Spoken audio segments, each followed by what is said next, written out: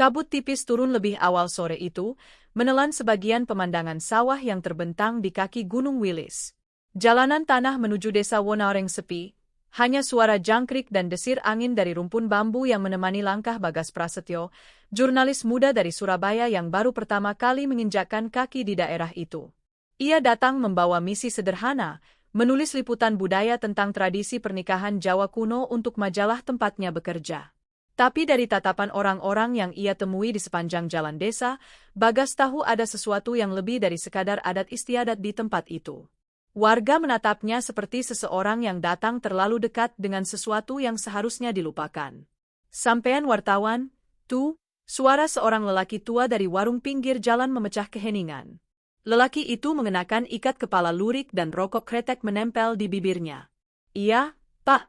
Saya mau meliput upacara pernikahan di sini. Katanya, ada tradisi janur unik di Wonoreng, jawab Bagas ramah. Lelaki itu tertawa kering. Janur unik? Hahaha, wong kono nyebutnya janur ireng, le. Janur sing nek metu, mesti ono sing mati. Bagas mengerutkan kening. Janur, ireng? Maksudnya janur hitam?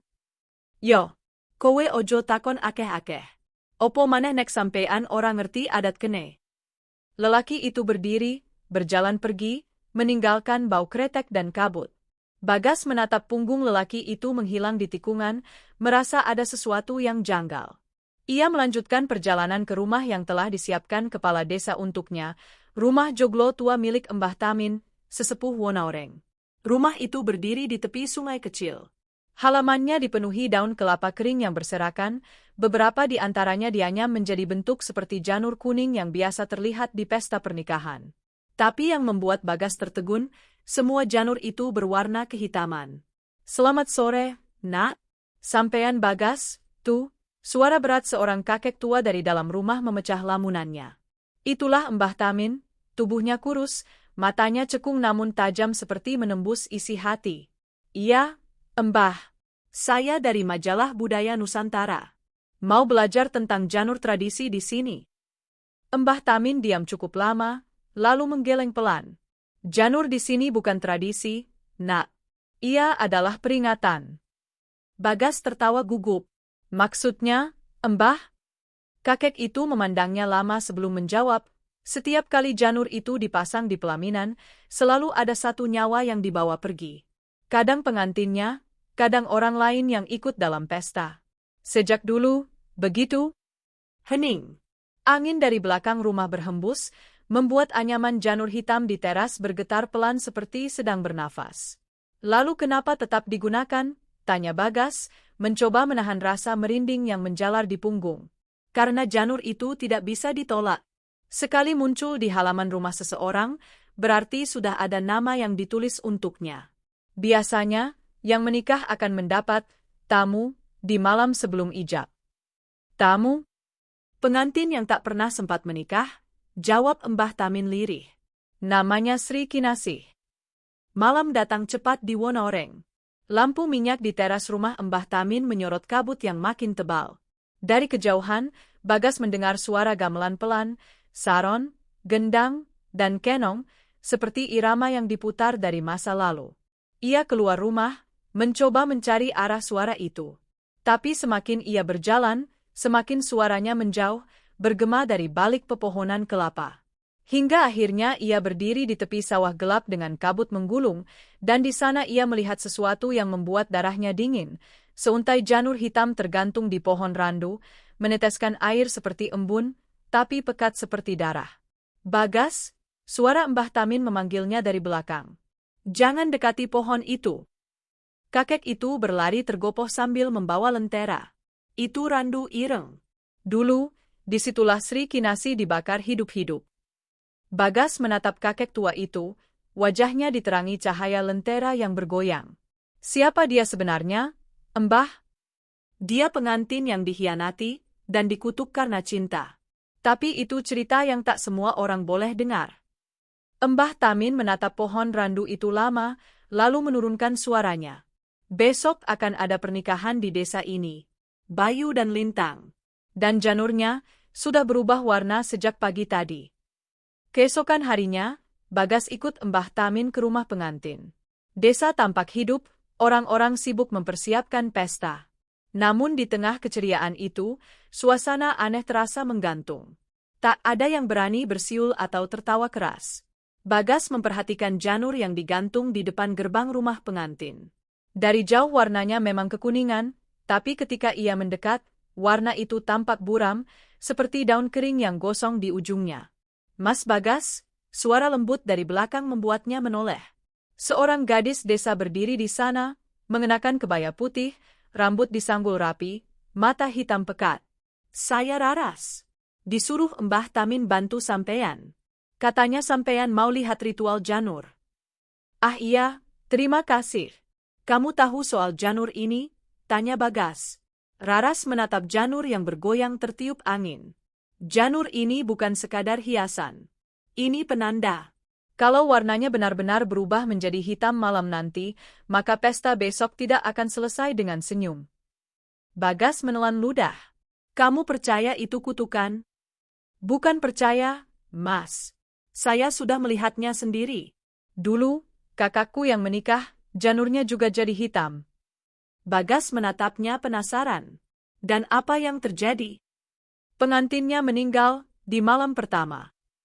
Malam turun kembali di desa Wonoreng. Gamelan kembali terdengar dari arah hutan, kali ini lebih jelas, lebih cepat, seperti irama tari tayub yang memanggil arwah. Bagas berdiri di depan rumah Mbah Tamin, memandangi arah suara itu. "Jangan ke sana, Nak. Peringatan Mbah Tamin datang lagi." Kalau mendengar gamelan malam hari di Wonoreng, artinya roh Sri Kinasih sedang mencari pengantin baru. Bagas tertawa hambar. "Saya cuma mau tahu kebenarannya, Mbah." Kakek itu menarik napas panjang. "Kalau begitu, sebelum sampean menulis cerita ini, ingatlah satu hal, tidak semua legenda ingin diceritakan kembali. Ada kisah yang menunggu untuk tetap diam." Namun rasa ingin tahu Bagas lebih kuat daripada rasa takutnya. Malam itu, ketika jam menunjukkan pukul 11, ia diam-diam keluar rumah membawa senter dan kamera. Suara gamelan kini datang dari arah pohon randu yang dilihatnya semalam. Kabut semakin tebal, udara dingin menusuk tulang. Dari kejauhan, ia melihat siluet seseorang berdiri di bawah pohon randu. Sosok itu mengenakan kebaya hitam dan selendang merah. Rambutnya panjang menjuntai sampai tanah, wajahnya tertunduk. Bagas mengangkat kameranya. Klik. Dalam sekejap, sosok itu menoleh, matanya kosong, kulitnya pucat, dan di dahinya terukir garis hitam seperti daun janur yang terbakar. "Mas Bagas," suara itu pelan, nyaris seperti bisikan. "Kau datang untuk menulis kisahku." Bagas terpaku, langit di atasnya tiba-tiba berubah muram. Janur hitam di pohon randu bergetar seperti hidup, menjulur ke arahnya. Lalu semuanya gelap. Ketika ia terbangun keesokan paginya di teras rumah Mbah Tamin, bajunya basah oleh embun dan tanah. Mbah Tamin duduk di sampingnya sambil menatap kosong ke arah hutan.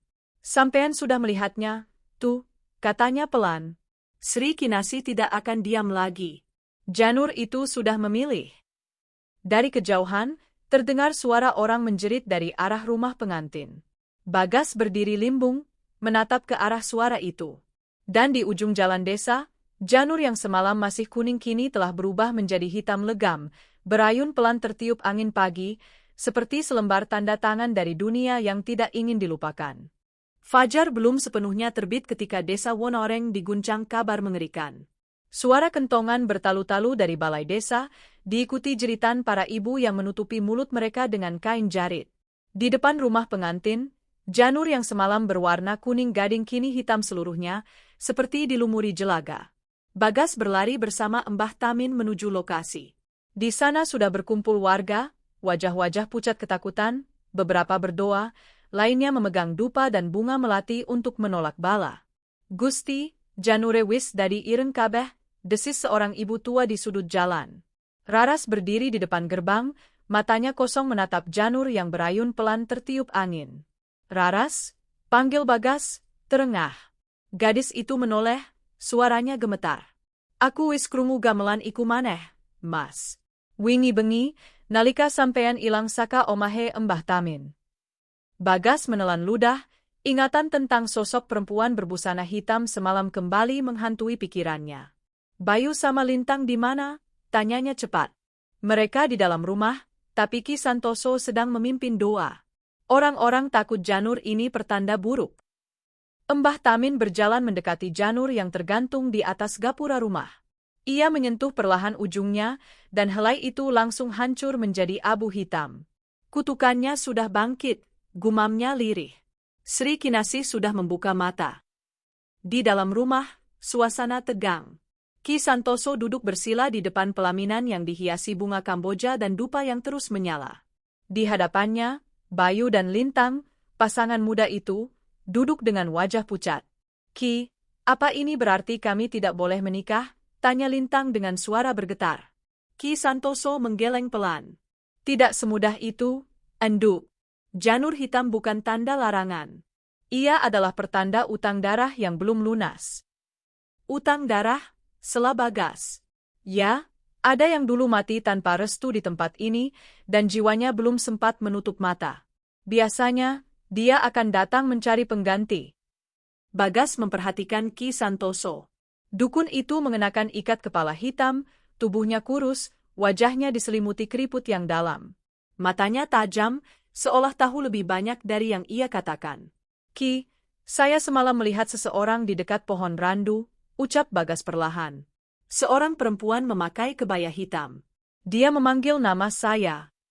Ki Santoso menatapnya lama, kemudian menghela napas berat. Kalau sampean sudah melihatnya, berarti sampean sudah jadi bagian dari kisah ini. Semua mata memandang Bagas. Lintang menunduk, air mata mengalir di pipinya. Mas Bagas, jangan bilang begitu, katanya lirih. Aku tidak mau ada yang mati gara-gara pernikahan kami. Tapi aku harus tahu kebenarannya, jawab Bagas mantap. Kalau memang Janur ini kutukan, pasti ada asalnya. Menjelang siang, hujan turun pelan. Bagas dan Raras berjalan menuju pohon randu ireng, meski Mbah Tamin melarang. Kabut turun menutupi pandangan. Setiap langkah terasa berat, tanah licin dan dingin. Aku wis ora ngerti kenapa kabeh iki iya sok kelakon maneh, kata Raras sambil menggenggam tangan Janur yang ia ambil dari rumah pengantin. Dulu, Mbah buyutku cerita, Sri Kinasih mati di pohon iki. Kenapa dia mati? Katanya, dia pengantin yang ditolak cintanya. Calon suaminya memilih gadis lain. Di hari pernikahan, dia datang membawa janur kuning, tapi janur itu berubah hitam di tangannya. Orang-orang menganggap itu pertanda sial. Mereka menuduhnya penyihir, lalu membakar tubuhnya di sini. Bagas terdiam, menatap batang randu besar yang kini berlumut dan penuh bekas goresan parang. Dan sejak saat itu, lanjut Raras, setiap kali desa ini mengadakan pernikahan, janur pengantinnya akan berubah warna kalau arwah Sri Kinasih belum tenang. Mereka berdua berhenti di bawah pohon. Raras menunduk, meletakkan janur hitam yang dibawanya di akar randu, lalu berbisik pelan. Nyai Kinasih, ampunilah kami. Ojo ganggu wong sing ora ngerti. Tiba-tiba angin berhembus kencang, membuat daun-daun berguguran. Dari dalam batang pohon, terdengar suara lirih seperti desahan seorang perempuan menangis. Bagas menyorotkan senter ke arah lubang di batang randu, dan matanya langsung membesar. Di dalam lubang itu, tampak seikat rambut hitam basah tergantung. Di ujungnya terikat potongan janur yang masih baru, dan dari helai itu menetes cairan merah seperti darah segar. Raras, lihat ini. Belum sempat ia melanjutkan, suara gamelan terdengar samar dari arah belakang mereka. Pelan, tetapi jelas. Irama gendang dan kenong yang berganti cepat, seperti gamelan pengiring tari tayub. Raras gemetar. Mas, ayo bali. Iki tandha dheweke wes tangi. Bagas menatap sekitar. Siapa? Sri Kinasih. Mereka berlari menuruni jalan setapak, kabut menelan seluruh pandangan. Hujan semakin deras, dan petir menyambar langit. Begitu sampai di rumah Mbah Tamin, Bagas melihat beberapa warga berkerumun panik di depan rumah pengantin. Kenapa lagi, Mbah? Serunya. Mbah Tamin menatapnya dengan wajah pucat. Bayu hilang. Apa? Dia menghilang dari kamar pengantin, pintunya terkunci dari dalam. Lintang pingsan di pelaminan, janurnya terbakar sendiri. Bagas menatap Raras yang menggigil di sampingnya. Ini tidak mungkin kebetulan. Ki Santoso datang dengan wajah muram, membawa kendi berisi air bunga dan dupa yang masih menyala. Kita harus mencari Bayu di sekitar Randu sebelum matahari tenggelam. Kalau tidak, jiwanya akan dibawa sebagai pengantin pengganti. Menjelang senja, mereka bertiga, Bagas, Raras, dan Ki Santoso, berjalan kembali ke arah pohon Randu. Hujan telah reda, menyisakan kabut tebal dan bau tanah basah. Di tengah kabut, mereka melihat sesuatu yang berdiri di bawah pohon itu. Sosok pengantin laki-laki. Busananya lengkap, beskap hitam, belangkon, keris terselip di pinggang. Tapi tubuhnya kaku, matanya menatap kosong ke depan. Bayu, teriak Raras. Tidak ada respons. Ki Santoso menaburkan bunga dan membaca mantra pelan. Angin berhembus, dan janur hitam di tangan Bayu tiba-tiba terbakar tanpa api. Dia sudah tidak di sini, kata Ki Santoso. Yang berdiri itu hanya tubuhnya. Bagas melangkah maju. Tapi, sebelum sempat ia mendekat, suara perempuan terdengar dari balik pohon. Janurku sudah hitam, cintaku sudah mati. Tapi kalian masih ingin menikah di tanahku. Suara itu bergema, berubah menjadi tawa melengking yang membuat udara bergetar. Dari dalam batang randu, muncul kabut pekat berbentuk siluet perempuan mengenakan kebaya hitam. Wajahnya rusak terbakar, tapi matanya berkilat merah. Sri Kinasih, teriak Ki Santoso, mengangkat kendi air bunga dan memercikkannya. Pergilah, cintamu sudah selesai. Arwah itu tertawa. Tidak ada cinta yang selesai, hanya cinta yang dikubur hidup-hidup. Seketika, janur di sekitar mereka terbakar satu persatu. Api hitam menjalar seperti ular, menyala tanpa suara. Raras menjerit, memeluk Bagas. Ki Santoso menggambar simbol di tanah dengan darah ayam hitam yang ia bawa, lalu berteriak. Balio marang papanmu. Api tiba-tiba padam. Kabut lenyap. Sosok Sri Kinasih menghilang bersama suara gamelan yang mereda perlahan. Bagas menatap sekitar, hanya tersisa pohon randu yang berasap tipis, dan tubuh Bayu yang kini rebah tak bernyawa di akar pohon. Lintang ditemukan kemudian malam itu, masih hidup tapi tidak sadarkan diri, tubuhnya dipenuhi abu janur. Raras berlutut di samping Bagas, air mata jatuh di tangannya. Mas, saiki kabeh wis rampung, tuh. Bagas menatap ke arah pohon randu, di mana masih tersisa sehelai janur yang tergantung. Ujungnya belum sepenuhnya hitam, sebagian masih hijau segar. Belum, katanya pelan. Kalau warna janur belum sepenuhnya mati, berarti kutukannya juga belum selesai. Kabut pagi di desa Wonoareng tipis, tapi udara tetap menyisakan dingin yang menusuk tulang. Setelah tragedi janur hitam menelan nyawa Bayu, desa menjadi hening. Suara ayam jantan dan gong gamelan yang biasanya mengisi udara pagi kini lenyap, tergantikan oleh bisik angin yang menyeret aroma tanah basah dan janur gosong. Di rumah Mbah Tamin, Bagas dan Raras duduk di teras kayu yang retak, menatap pohon randu ireng dari kejauhan. Tubuh Bayu masih tergeletak di akar pohon, sementara Lintang belum sepenuhnya sadarkan diri. Raras memejamkan mata, berusaha menenangkan diri. Mbah, cerita tentang Sri Kinasih, tuh, tanya Bagas, suaranya bergetar. Mbah Tamin menatap mereka berdua. Mata tuanya tampak kosong tapi penuh kesedihan. Ia menyalakan sebatang dupa, asapnya naik melingkar di udara pagi.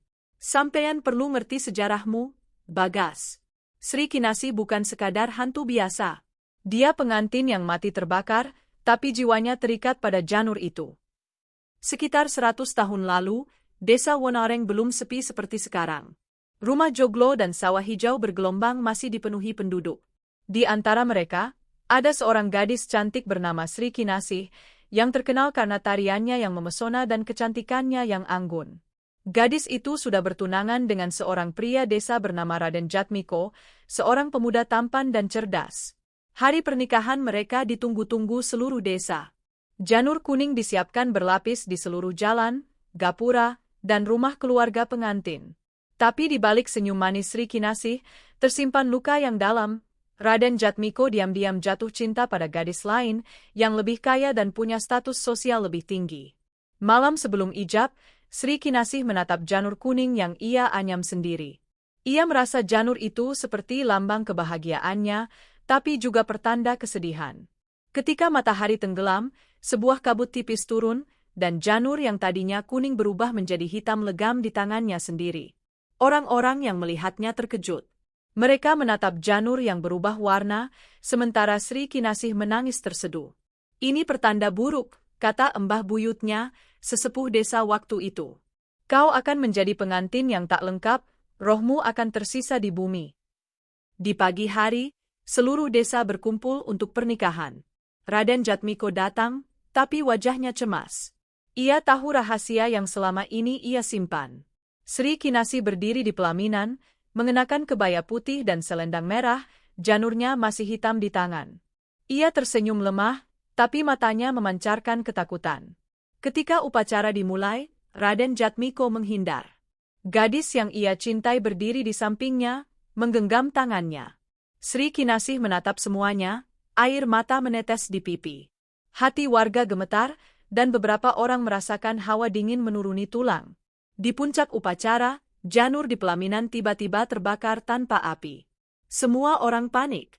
Sri Kinasih berteriak, menahan tubuhnya yang mulai gosong. Warga mencoba menolong, tapi api hitam menyelimuti tubuhnya. Ia mati terbakar di tempat itu, tanpa rasa sakit tapi jiwanya tertangkap di antara janur yang berubah hitam. Sebelum ajalnya, ia berbisik, "Aku tidak akan tenang, sampai ada pengganti yang menebus cinta yang hilang ini." Suara itu bergema, seperti mantra yang menempel di desa.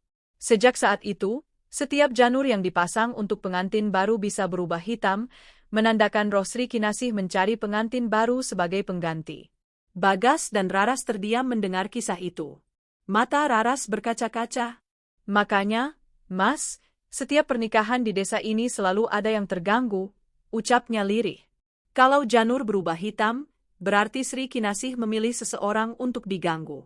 Bisa pengantin, bisa orang lain yang hadir. Dan Bayu, dia jadi korban," gumam Bagas. "Ya," jawab Raras. "Dia pengganti pertama yang ditemukan Sri Kinasih di zaman kita." Embah Tamin masuk membawa naskah tua yang terbungkus kain hitam. "Sampean perlu melihat ini, Bagas. Ini naskah warisan desa, berisi mantra untuk menenangkan roh Sri Kinasih. Tapi tidak semua orang bisa membaca dan memahami. Orang luar seperti sampean bisa jadi malah memicu marahnya." Bagas membuka naskah itu. Tulisan kuno berbahasa Jawa kuno dan simbol-simbol aneh memenuhi halaman. Ada gambar janur hitam, pohon randu, dan pengantin yang tenggelam dalam api tanpa nyala. Bagas merasakan dingin menjalar ke tulang punggungnya. Ini seperti peta kutukan," bisiknya. "Betul," kata Embah Tamin. "Kalau kita ingin menyelamatkan Lintang dan menenangkan Sri Kinasih, kita harus mengikuti ritual di tempat yang sama, pohon randu ireng, pada malam tertentu." Raras menatap Bagas. "Mas, sampean harus ikut. Aku tidak bisa melakukannya sendiri. Kalau tidak, kutukan ini akan terus mengintai setiap pengantin di desa ini." Bagas menelan ludah. Ia menyadari bahwa misinya untuk menulis cerita budaya kini telah berubah menjadi perjuangan hidup dan mati. Ia bukan sekadar jurnalis, tapi bagian dari legenda itu. Malam itu, desa hening. Gamelan dari rumah pengantin tak lagi terdengar. Tapi dari arah hutan, terdengar suara lirih, bisikan perempuan yang menagih janur hitamnya. Bagas memandang Raras. "Kita harus menghadapi dia," katanya. Raras menggenggam tangannya erat. "Aku siap, tapi Mas Bagas, ingat, kalau kita gagal, tidak hanya Bayu yang mati. Lintang, aku, bahkan sampean, bisa jadi pengantin berikutnya untuk Sri Kinasih." Angin malam berhembus, mengoyak daun kering di halaman rumah. Dari kejauhan, pohon randu ireng berdiri seperti penjaga gelap, menunggu malam ritual berikutnya. Dan di balik kabut, terdengar gamelan pelan, berganti cepat, seperti langkah kaki yang menghitung mundur waktu. Malam tiba di desa Wonoreng dengan keheningan yang lebih mencekam daripada biasanya. Hanya terdengar desir angin yang menembus rumpun bambu, serta suara langkah-langkah kecil hewan malam. Kabut tipis menyelimuti sawah dan rumah joglo tua, membuat cahaya lentera dari rumah Embah Tamin tampak memudar seperti ilusi. Bagas duduk di beranda rumah, menatap pohon randu ireng dari kejauhan. Suasana itu menekan dadanya, membuat napasnya berat. Ia tahu, janur hitam yang muncul bukan sekadar legenda. Ia sudah melihat wujud Sri Kinasih semalam, sosok pengantin perempuan dengan kebaya hitam, mata merah pekat, menatap langsung ke arah dirinya. Tiba-tiba, terdengar suara gamelan samar dari arah hutan di belakang rumah Mbah Tamin. "Mas Bagas," suara Raras bergetar. "Sampean krungu ora?" Suarane, kaya wayah wengi-wingi. Bagas menelan ludah. "Aku dengar. Aku harus tahu dari mana asalnya." Raras menatapnya dengan mata berkaca-kaca. "Mas, jangan pergi sendiri. Yen sampean lunga dhewe, ora bakal balikan ti selamat." Bagas menggeleng. "Aku tidak bisa tinggal diam. Ini satu-satunya cara untuk memahami kutukan ini." Dengan senter di tangan, Bagas menyusuri jalan setapak menuju hutan. Raras mengikutinya, meski dengan langkah ragu. Kabut semakin tebal, menutupi pandangan hingga hanya beberapa meter di depan. Dari kejauhan, suara gamelan semakin jelas, terdengar saron, kendang, dan kenong yang berpadu, tetapi iramanya tidak rapi. Terdengar seperti gamelan yang tersesat. Suara ini, seperti sedang memanggil, gumam Bagas. Raras menggigit bibirnya. Mungkin Sri Kinasih lagi mencari pengganti. "Yen kita ora cepet, bisa dari Bayu nomor loro." Mereka tiba di sebuah clearing kecil di tengah hutan. Di sana, mereka melihat sesajen yang berserakan di tanah. Bunga kamboja layu, dupa yang sebagian terbakar, dan janur yang sudah gosong. Bau asap dan tanah basah bercampur menjadi aroma yang menusuk hidung. Bagas menunduk, memeriksa sesajen itu. "Ini, seperti upacara untuk menenangkan roh." "Bukan menenangkan, tapi memanggil," jawab Raras pelan. "Yen sampean endeleng janur iki, sampean bakal ngerti maksudku." Senter Bagas menyorot ke arah janur gosong. Ternyata janur itu membentuk lingkaran di tanah, seperti pola ritual kuno. Di tengah lingkaran, terdapat sehelai janur hitam yang tampak basah, berkilau seperti darah segar. "Mas Bagas, iku janur sing dipakai Sri Kinasih wektu nglairake kutukan," bisik Raras. "Saben pengantin anyar, janur iki bakal dadi panggonan dheweke milih korban." Tiba-tiba, suara gamelan berhenti. Keheningan yang datang justru lebih mencekam. Kabut bergerak sendiri, menyelimuti mereka, dan dari balik pepohonan muncul sosok Sri Kinasih. Kali ini, ia lebih jelas. Kebayanya hitam legam, rambut panjang basah menutupi sebagian wajah, dan matanya merah menyala di tengah gelap. Bagas menelan ludah. "Raras, itu dia?" Raras menutup wajahnya dengan tangan. Dia datang kanggo enjuk, pengantin anyar." Sri Kinasih melangkah mendekat, tapi tanpa suara. Setiap langkahnya, janur hitam di tanah seolah bergerak mengikuti, memutar dan menyelimuti tubuhnya. Cahaya senter Bagas menyorot wajahnya, kulitnya pucat, tetapi ada senyum tipis yang menakutkan, penuh dendam dan kesedihan yang tak terucapkan. Bagas mencoba berbicara, suaranya gemetar. "Sri Kinasih, kami tidak ingin mengganggumu. Kami hanya ingin mengerti." Sosok itu berhenti, menatapnya. Suara bisikan terdengar di telinga Bagas, seperti ratusan orang menjerit bersamaan. "Kowe, wis endengku, saiki kudu bayar regane." Raras menarik Bagas ke belakang. "Mas, cepet, kita harus lari. Yen ora, janur iki bakal nyekel awakmu." Mereka berlari menyusuri hutan. Cahaya lentera di rumah Mbah Tamin kini tampak jauh, seperti ilusi yang sulit dicapai. Suara gamelan kembali terdengar, tetapi kali ini lebih cepat dan kacau, seperti dikejar sesuatu. Tiba-tiba, Bagas tersandung akar pohon. Ia jatuh dan menoleh ke belakang. Sosok Sri Kinasih sudah sangat dekat, tubuhnya melayang di atas tanah, rambutnya menari di udara, dan janur hitam yang menempel di tangannya tampak hidup, bergerak menuju Bagas. "Mas Bagas, cepet!" teriak Raras, menarik tangannya dengan sekuat tenaga. Mereka terus berlari, sampai akhirnya mencapai sungai kecil di pinggir hutan. Air sungai yang dingin menahan mereka sejenak, memberikan napas. "Mas, iku ora mung legenda, iku nyata," kata Raras sambil terengah. "Yen janur iki wis muncul, kabeh sing ana ing desa iki bisa dadi korban." Bagas menatap senter yang masih menyala, melihat janur hitam yang tergantung di pepohonan seakan menatap mereka. Kita harus ke Mbah Tamin, kita butuh cara untuk menenangkan dia, katanya. Raras mengangguk. Benar, mung ritual sing bener bisa nahan kutukan iki. Yen ora, kabeh bakal kelangan nyawa liane. Saat mereka kembali ke desa, mereka melihat janur hitam yang baru saja muncul di depan rumah pengantin Lintang. Angin malam membuat janur itu berayun perlahan, seolah menari di udara. Raras menunduk, menangis pelan. Mas Bagas, iki tanda, Sri Kinasih wis milih korban anyar. Yen kita ora cepet, janur iki bakal ngancurake kabeh pengantin ing desa iki. Bagas menggenggam tangan Raras erat. Kita akan menghadapi dia. Kita akan menyelamatkan Lintang dan menghentikan kutukan ini. Tapi di kejauhan, dari balik kabut, terdengar bisikan gamelan yang semakin keras, bercampur tawa perempuan yang dingin. Janurku sudah hitam, dan aku sudah kembali. Malam itu, desa Wonareng seperti mati suri. Lampu-lampu minyak di halaman rumah pengantin Lintang redup, hanya menyisakan cahaya samar yang menembus kabut tebal. Angin malam berdesir kencang, membawa aroma tanah basah dan daun kelapa terbakar. Di tengah keheningan itu, suara gamelan dari hutan terdengar samar, semakin keras, bercampur dengan tawa perempuan yang dingin dan menusuk jiwa. Bagas berdiri di depan rumah Mbah Tamin, wajahnya tegang. Raras menepuk bahunya, mencoba menenangkan. Mas, saiki, kita kudu siap.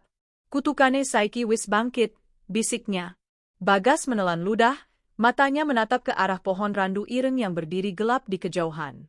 Bagaimana kita bisa menghentikannya? Raras. Raras menggeleng. Aku ora ngerti kabeh carane. Sing aku ngerti, kita kudu ngadepi Sri Kinasih langsung.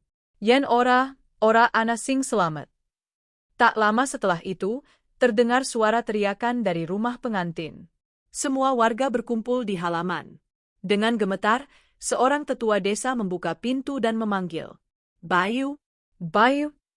Namun yang terlihat hanyalah tubuh Bayu tergeletak di halaman belakang, tak bernyawa, matanya terbuka lebar menatap langit, wajahnya pucat. Darah kering menempel di jas hitamnya. Lintang yang berada di dalam rumah tiba-tiba menghilang. Tidak ada jejak, pintu kamar terkunci dari dalam.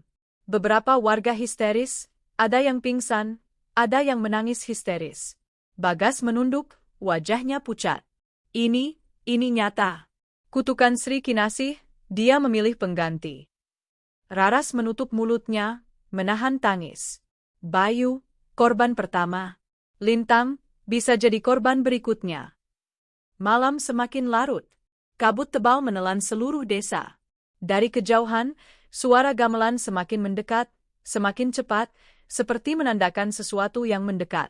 Bagas, Raras, dan Ki Santoso memutuskan untuk menghadapi pohon randu ireng, tempat asal kutukan. Ki Santoso membawa kendi berisi air bunga, dupa, dan simbol perlindungan.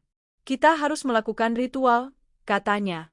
Kalau gagal, roh Sri Kinasih akan terus memilih pengantin, dan desa ini akan menjadi tempat pengantin mati. Mereka berjalan menyusuri jalan setapak menuju pohon randu.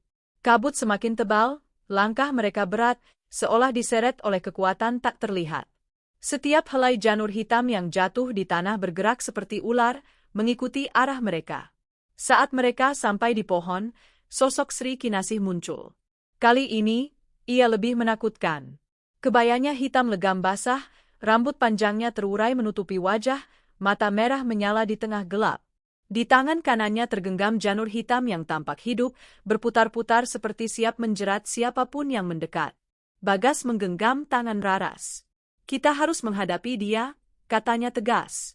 Raras menatapnya, gemetar, tapi mengangguk.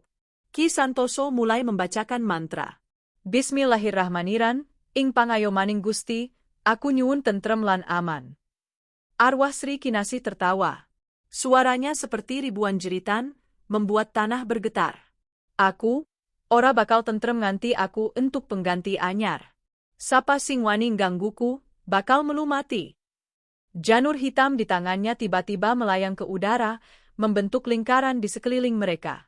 Cahaya lilin dari kendi Ki Santoso memantul di helai janur, menciptakan bayangan yang menakutkan. Bagas menatap sosok itu, jantungnya berdebar. Raras, kita harus tetap fokus. Ritual Ki Santoso mungkin satu-satunya cara. Raras mengangguk. Aku ngerti, ayo, Mas. Ki Santoso mulai menaburkan air bunga dan membaca mantra dengan suara lantang. Janur hitam yang melayang mulai terseret oleh energi ritual, namun Sri Kinasih melawan.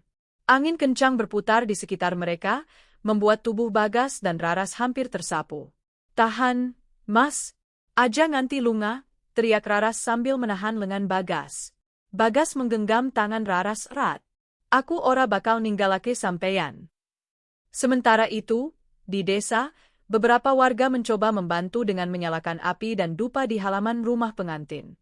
Namun janur hitam di setiap rumah bergerak sendiri, memunculkan suara jeritan, membuat beberapa orang pingsan.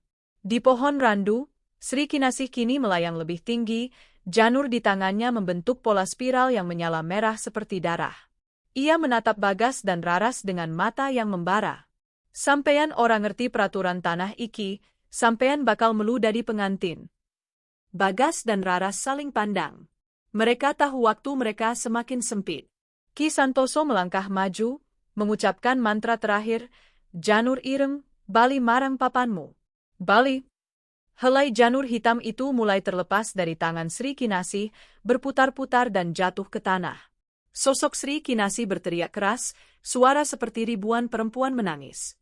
Kabut yang mengelilingi pohon mulai pecah, dan gamelan yang mengganggu perlahan mereda. Saat pagi mulai menyingsing, Sri Kinasih menghilang bersama kabut. Bayu tetap tergeletak tak bernyawa, Lintang ditemukan di tepi sungai dekat hutan, tubuhnya basah dan pingsan, tapi selamat. Raras menangis pelan, menatap Bagas. Mas, kabeh iki durung rampung. Janur isi bakal milih korban anyar yen ritual ora rampung. Bagas menunduk, menatap janur hitam yang tersisa di akar pohon randu. Aku ngerti, kita harus menuntaskan ini, sebelum ada yang lain yang mati. Di kejauhan, suara gamelan pelan terdengar, menandakan bahwa kutukan Sri Kinasih belum benar-benar sirna. Pohon randu ireng tetap berdiri tegak, bayangan gelapnya memanjang ke desa, menunggu pengantin berikutnya. Malam kembali menyelimuti desa Wonaoreng dengan kabut tebal yang menusuk tulang. Desa yang semalam tampak hening kini terasa hidup dengan sesuatu yang menakutkan. Dari setiap sudut, aroma tanah basah dan janur terbakar menyebar, membuat udara menjadi pengap. Raras berdiri di depan rumah Mbah Tamin, wajahnya pucat, bibir gemetar. Bagas menatapnya dengan cemas. Raras, ada apa? Raras menunduk, tangannya gemetar memegang sehelai janur hitam yang sebelumnya ia ambil dari pohon randu. Tiba-tiba janur itu mengeluarkan tetesan merah pekat, seperti darah segar. Raras menjerit keras, dan darah itu menetes ke tanah, meninggalkan noda hitam yang menyebar. Mas, aku orang ngerti iki, bisiknya panik. Tubuhnya mulai lemas, mata terlihat kosong seperti menatap ke arah lain. Bagas merasakan ada sesuatu yang menguasai Raras. Ki Santoso segera melangkah maju. Ini tanda kerasukan, Bagas. Sri Kinasih mencoba masuk ke tubuh Raras. Yen gagal, dia bakal enjuk awak Raras lan bisa jadi pengantin anyar. Bagas menatap Raras, wajahnya dipenuhi rasa takut tapi juga tekad. Kita tidak bisa membiarkannya, aku akan bantu. Dari kejauhan, terdengar suara gamelan cepat dan tidak beraturan, seolah ribuan gong dimainkan bersamaan. Di halaman rumah pengantin, janur hitam yang sebelumnya hiasan kini bergerak sendiri, meneteskan darah. Setiap tetes menyentuh tanah, muncul bayangan seperti tubuh pengantin yang tergantung, berputar di udara. Bagas menggenggam tangan Raras erat. Tetap kuat, Raras, kita harus lawan dia. Raras menatap Bagas, air mata bercampur darah yang menetes dari janur hitam.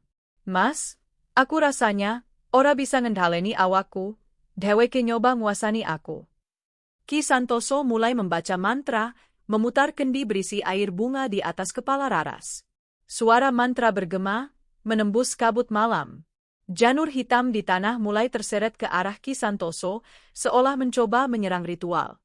Di tengah keheningan malam, sosok Sri Kinasih muncul di halaman rumah. Kali ini lebih jelas dan menyeramkan. Kebayanya hitam legam, Rambut panjang basah menutupi sebagian wajah, matanya merah membara, dan senyum tipis menghiasi bibirnya yang pucat. Kowe durung ngerti peraturan tanah iki, awakmu bakal dadi pengantin anyar yen ora gelem nurut, bisik suara yang bergema ke seluruh desa. Janur hitam yang meneteskan darah itu bergerak sendiri, membentuk lingkaran di sekitar Raras dan Bagas. Dari lingkaran itu muncul bayangan pengantin yang hancur, menjerit, dan menuntut pengganti. Bagas menatap sosok itu dengan mata penuh tekad. Raras, aku akan menahan dia. Tahan janur itu sebisa mungkin. Raras menggenggam janur hitam di tangannya, meski tubuhnya sudah mulai lemah. Mas, aku berusaha. Ki Santoso mulai melafalkan mantra kuno dari naskah warisan desa. Janur ireng, bali marang papanmu, bali marang janurmu, bali marang kutukanmu.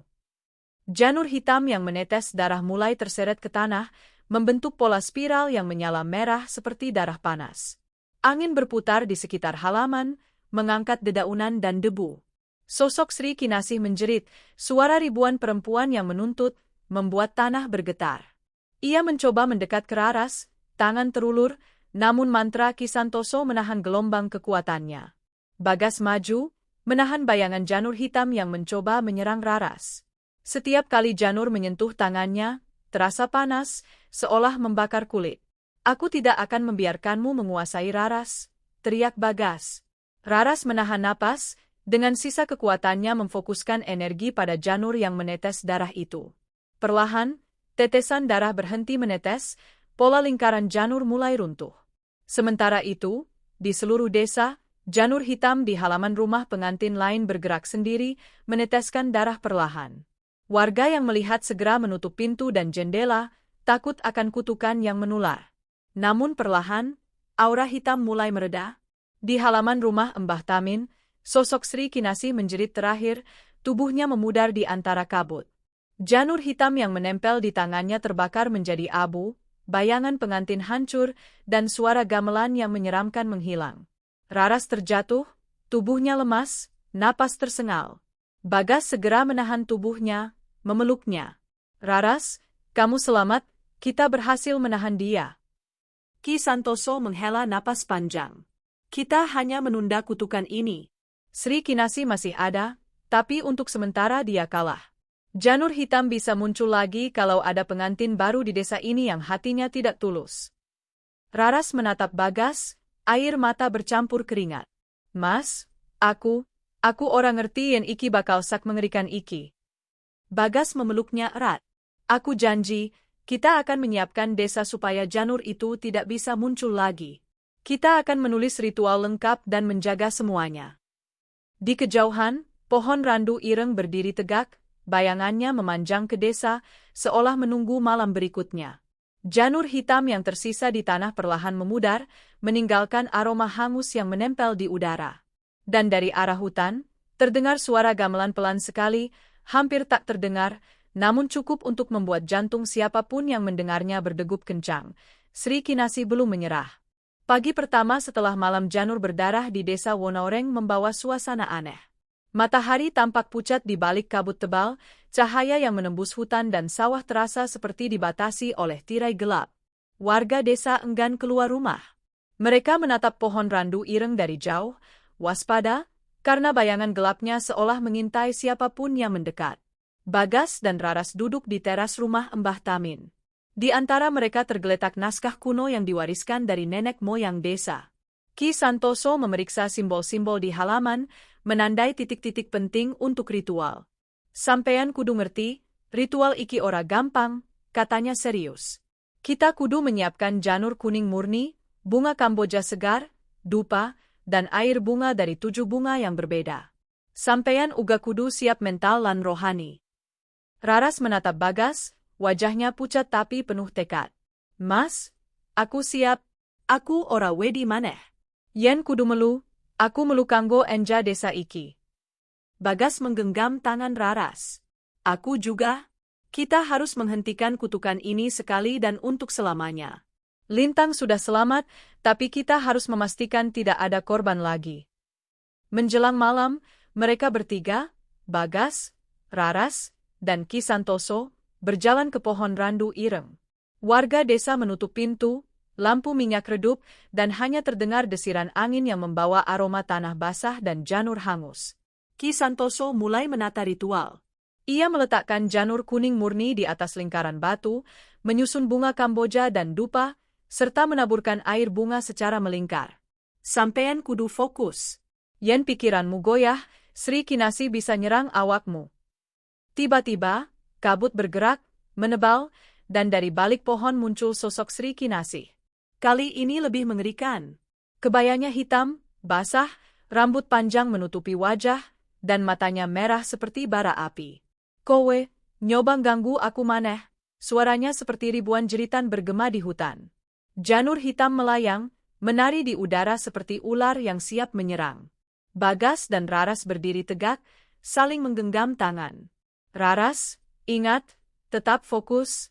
Ritual ini satu-satunya cara menghentikannya. Raras mengangguk, meski tubuhnya masih gemetar. Aku ngerti, Mas. Ki Santoso mulai melafalkan mantra kuno dari naskah. Suaranya bergema, menembus kabut dan pepohonan. Janur hitam yang melayang semakin agresif, mencoba menyerang mereka, tapi janur kuning dan bunga kamboja yang disusun di lingkaran ritual memancarkan cahaya hangat, menahan gelombang energi gelap Sri Kinasi. Sosok Sri Kinasi menjerit, tangan melayang mencoba menyentuh Bagas dan Raras. Aku ora bakal tentrem. Aku kudu untuk pengganti anyar. Bagas maju, menahan janur hitam yang berputar liar di sekitarnya. Aku tidak akan membiarkanmu. Raras menunduk, meletakkan tangan di janur kuning di tengah lingkaran.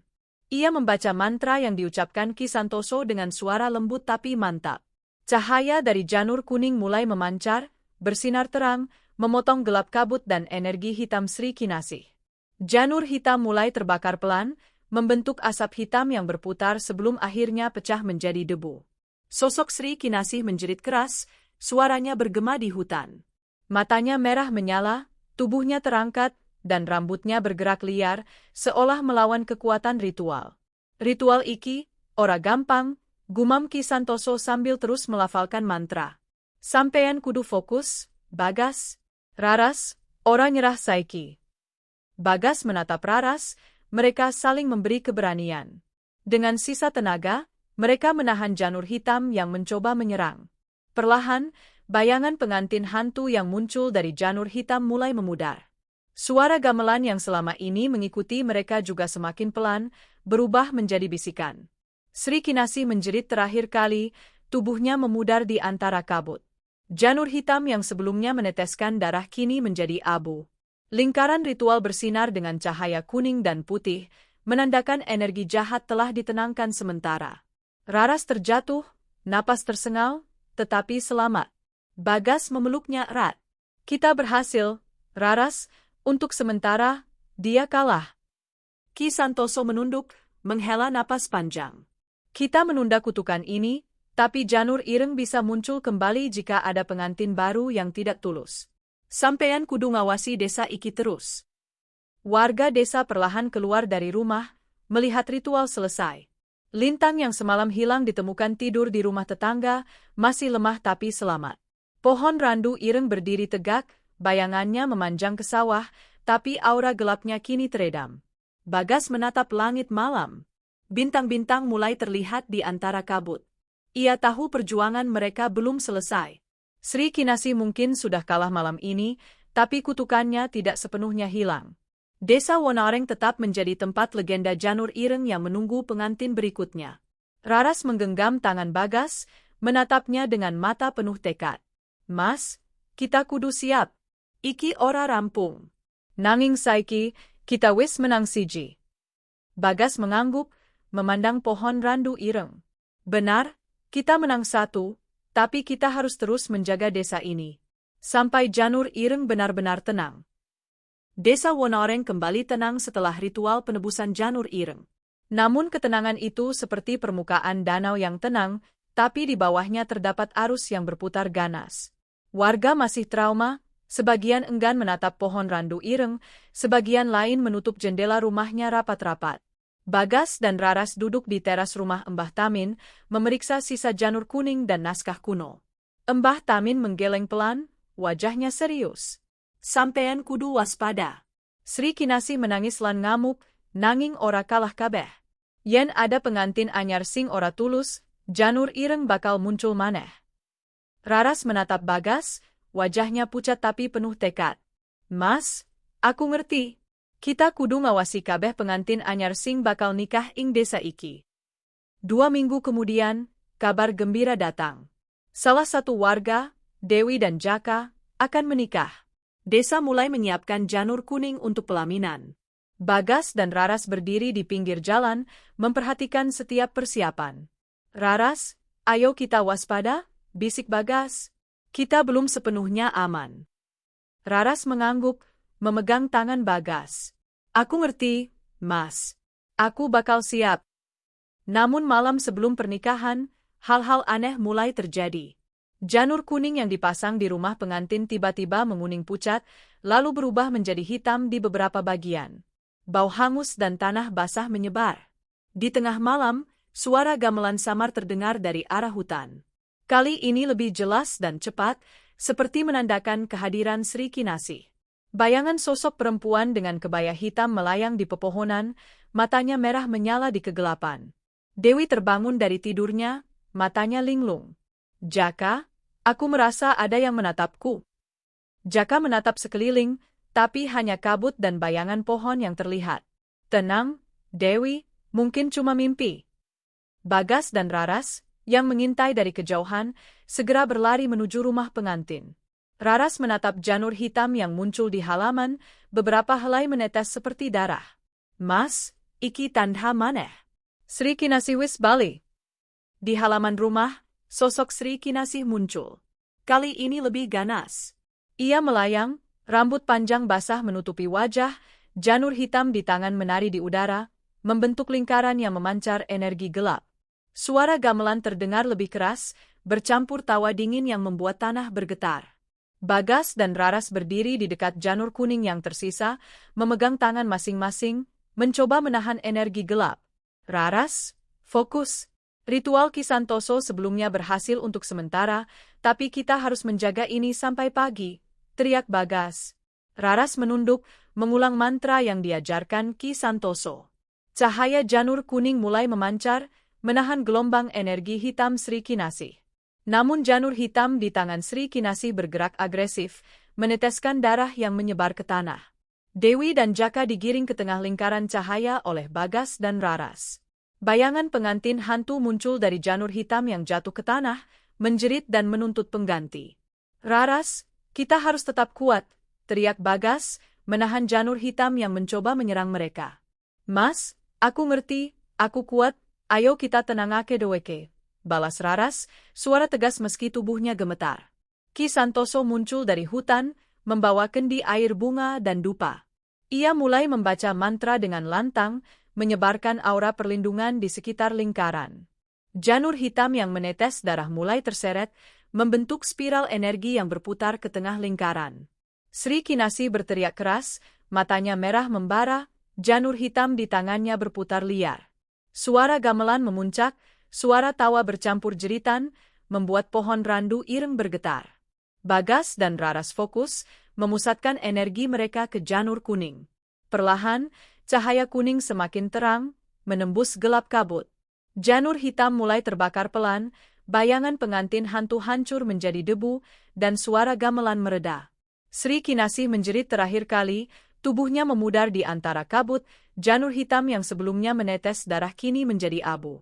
Dewi dan Jaka selamat, janur kuning yang tersisa bersinar menenangkan udara di sekitar. Keesokan harinya, desa kembali tenang. Warga keluar dari rumah, masih trauma tapi lega. Bagas dan Raras duduk di teras, menatap pohon randu ireng dari jauh.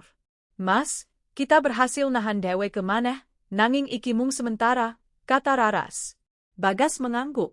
Benar, kita harus terus menjaga desa, mencatat ritual, dan memastikan janur ireng tidak muncul lagi. Pohon randu ireng tetap tegak, bayangannya memanjang ke sawah. Di antara cabang-cabangnya, bayangan gelap seolah menunggu pengantin berikutnya, menandakan bahwa kutukan Sri Kinasih belum sepenuhnya hilang.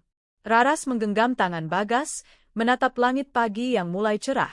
Mas, kita kudu siap, Janur ireng bakal muncul maneh yen ana pengantin anyar sing ora tulus. Bagas menatap pohon, wajah tegas. Aku ngerti. Kita akan menjaga desa ini sampai Janur ireng benar-benar tenang. Malam terakhir di desa Wonoreng terasa lebih sunyi dari biasanya. Angin yang berhembus lembut membawa aroma tanah basah dan janur yang tersisa dari ritual sebelumnya. Namun, ketenangan itu hanyalah permukaan. Bayangan gelap pohon randu ireng memanjang ke seluruh desa, seolah menunggu pengantin baru atau korban berikutnya. Bagas dan Raras duduk di teras rumah Mbah Tamin, menatap naskah kuno yang kini terbuka di depan mereka. Ki Santoso berdiri di samping mereka, wajahnya serius. Iki malam pungkasan. Yen sampeyan gagal, Sri Kinasi bakal tetep ngejar pengantin anyar nganti desa iki rusak kabeh. Nanging yen sukses, Janur ireng bakal tentrem. Raras menarik napas panjang. Mas, aku siap. Aku ora wedi maneh. Aku siap ngadhepi dheweke langsung. Bagas menggenggam tangannya. Aku juga, Raras. Kita akan menuntaskan ini, malam ini. Mereka bertiga berjalan menuju pohon randu ireng, membawa semua perlengkapan ritual, janur kuning murni, bunga kamboja segar, dupa, kendi air bunga dari 7 jenis bunga, dan lilin putih. Kabut malam menutupi jalan setapak, membuat pohon randu tampak seperti menara gelap yang menunggu mereka. Saat mereka sampai di halaman pohon, atmosfer berubah drastis. Angin kencang berputar, daun-daun berdesir seperti bisikan ribuan jiwa. Dari balik kabut muncul sosok Sri Kinasi. Kebayanya hitam legam, rambut basah menutupi sebagian wajah, dan matanya merah membara, menatap mereka dengan dendam tak terkira. Kowe durung ngerti, iki tanahku. Aku bakal enjuk pengganti anyar, sapa wae sing wani gangguku bakal melu mati.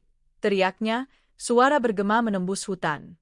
Janur hitam yang menempel di tangannya mulai menari liar, membentuk lingkaran mematikan di sekitar mereka. Bagas menatap Raras. Tetap fokus. Ritual ini satu-satunya kesempatan kita. Raras mengangguk, menarik napas, dan menyalakan lilin putih di tengah lingkaran ritual. Cahaya lilin bersinar kuat, memotong gelap kabut dan energi hitam Sri Kinasi. Ki Santoso mulai melafalkan mantra kuno dengan lantang. Air bunga dari 7 jenis bunga ditaburkan secara melingkar di sekitar janur kuning. Aroma bunga menyebar, membentuk aura hangat yang menahan energi gelap Sri Kinasi. Janur hitam berputar liar, meneteskan darah yang membakar tanah. Bayangan pengantin hantu muncul dari janur hitam, menjerit, dan mencoba menyeret Bagas dan Raras ke dalam lingkaran gelap. Bagas maju, menahan bayangan janur hitam. Raras, ingat mantra Ki Santoso. Fokus, kita bisa menenangkan dia. Raras menunduk, suara lantang mengulang mantra sambil menyentuh janur kuning. Cahaya kuning semakin terang, menahan gelombang energi hitam Sri Kinasi. Sosok pengantin hantu berteriak dan memudar perlahan. Sri Kinasi melayang lebih tinggi, menjerit, rambut dan kebayanya bergerak liar. Suara gamelan terdengar memuncak, bercampur jeritan ribuan perempuan. Tahan, Mas, dheweke bakal nyoba nguasani aku, teriak Raras. Bagas menggenggam tangannya. Aku ora bakal ninggalake sampean, kita akan menyelesaikan ini bersama. Ki Santoso memusatkan energi ritual ke janur kuning di tengah lingkaran. Cahaya dari janur kuning memancar kuat, menembus kabut, membuat janur hitam yang menetes darah mulai terbakar pelan. Bayangan pengantin hantu hancur menjadi abu. Sri Kinasi menjerit terakhir kali. Tubuhnya memudar, suara tawa dingin berubah menjadi isak tangis, seolah menyesali semua dendamnya. Janur hitam yang sebelumnya menetes darah menjadi abu, meninggalkan bau hangus yang menenangkan. Ketika kabut memudar dan cahaya pagi mulai menembus hutan, desa kembali hening. Pohon randu ireng tetap tegak, tapi bayangan gelapnya kini lembut, tidak lagi menakutkan. Warga keluar dari rumah, menatap Bagas, Raras, dan Ki Santoso dengan mata penuh rasa kagum dan lega. Lintang, Dewi, dan Jaka yang sebelumnya menjadi target kutukan, selamat. Desa mulai kembali normal, janur kuning kembali menghiasi pelaminan dengan damai. Raras menatap Bagas. Mas, saiki janur ireng tentrem, lan kabeh desa aman. Bagas mengangguk. Ya, janur ireng telah tenang. Sri Kinasih akhirnya bisa beristirahat. Tapi kita tetap harus menjaga desa, supaya kutukan ini tidak bangkit lagi. Ki Santoso tersenyum pelan. Legenda Janur Ireng iku saiki rampung, nanging kudu dieling-eling generasi sabanjure. Supaya ora ana sing kelalen karo sejarah iki. Di kejauhan, pohon randu ireng berdiri tegak di tengah sawah, sinar matahari pagi menembus cabangnya, menandakan bahwa roh Sri Kinasih telah damai, dan janur ireng yang sebelumnya menakutkan kini hanya menjadi simbol sejarah desa. Bagas dan Raras duduk di tepi sawah, memandang desa yang kembali damai. Mereka tahu perjuangan mereka belum sepenuhnya selesai, tapi malam ini adalah malam kemenangan. Desa Wonareng telah selamat, dan legenda Janur Ireng ditutup dengan penebusan. Cerita Janur Ireng. Legenda Janur Ireng tetap hidup sebagai pengingat. Cinta yang tersakiti bisa menjadi dendam yang mengerikan, tapi dengan keberanian, ketulusan, dan ritual yang tepat, bahkan kutukan terkuat pun bisa ditebus.